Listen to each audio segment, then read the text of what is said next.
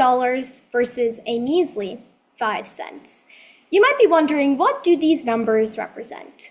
Well, according to the Carnegie Corporation of New York, that's approximately the difference between what the United States invests in STEM education versus civic education. But this raises an important question. As we prepare students to build tomorrow's technologies, are we also preparing them to participate in the democratic decisions that determine how these technologies are being funded, regulated, and used?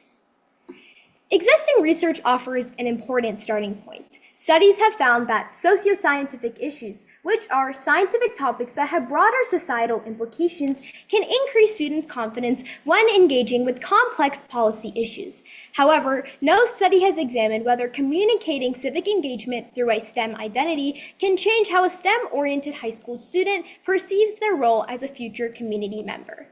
And so this is the limitation that I will be addressing in my research proposal. My research question is specifically, does framing civic engagement through socioscientific issues increase internal civic efficacy and future civic participation intentions among these high school students compared to traditional civic duty messaging?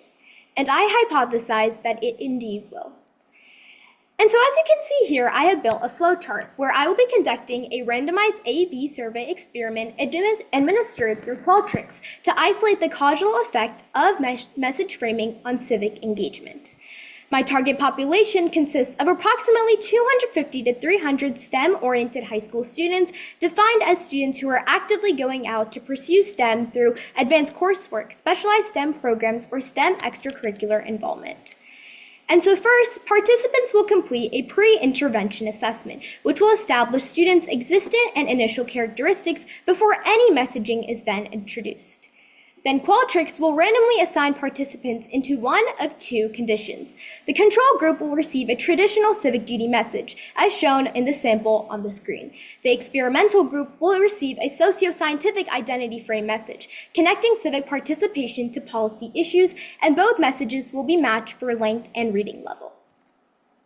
And so finally, both groups will complete the same post-intervention assessment consisting of a validated 5-point Likert scale measure of internal civic efficacy and future civic participation intentions, followed by a brief open-ended reflection.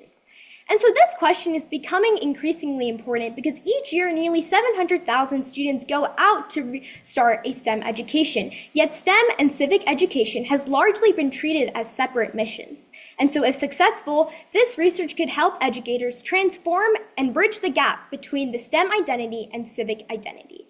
Thank you.